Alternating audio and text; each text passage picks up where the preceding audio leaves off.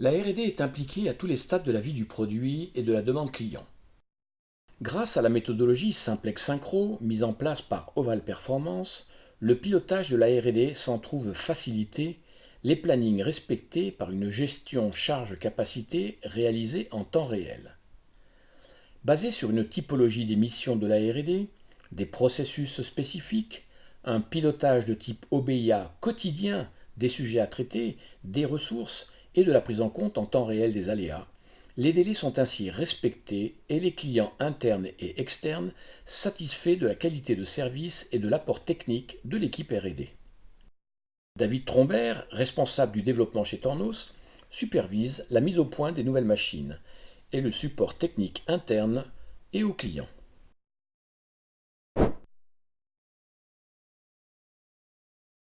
Parce que l'impression qui était celle de la direction, c'était le fait que ça prenait énormément de temps pour traiter un problème. Du moment où il rentrait dans la boucle de traitement et puis jusqu'au moment où il sortait. Et puis on s'est efforcé de systématiser, de standardiser en fait, des temps de passage qui sont certes un petit peu faux, mais lissés, ça donne une vue globale qui est relativement correcte et puis acceptable. Et puis on l'a mis en forme avec le tableau qui est ici derrière pour pouvoir en fait, donner des temps de traitement et puis des dates ou des échéances à laquelle le point serait traité. Ça nous a bien aidé. La preuve, le tableau il est relativement vide. C'est qu'en fait, on arrive à peu près à donner le tour et puis à traiter nos points et puis à être dans les délais. Donc ici, on a pu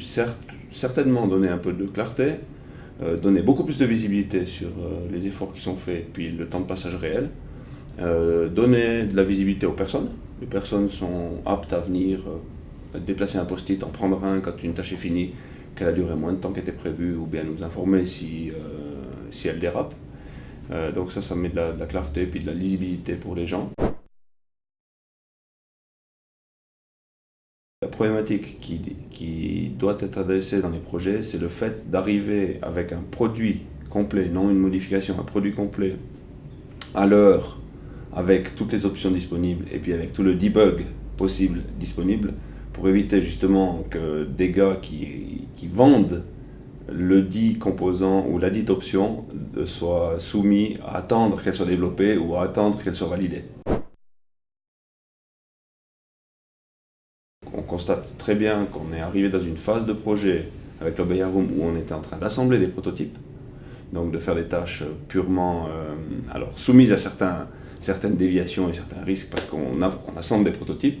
mais qu'on arrivait à manager assez bien en disant à découper en phases, puis à découper en jours, à découper en temps standard pour certaines activités, et puis grâce à ça prédire avec une assez grande fiabilité le temps de sortie d'un prototype, avertir les gens à temps, mixer les informations des divers corps de métier qui participent à l'assemblage du prototype pour pouvoir donner un résultat globalement plus satisfaisant et puis plus fiable surtout.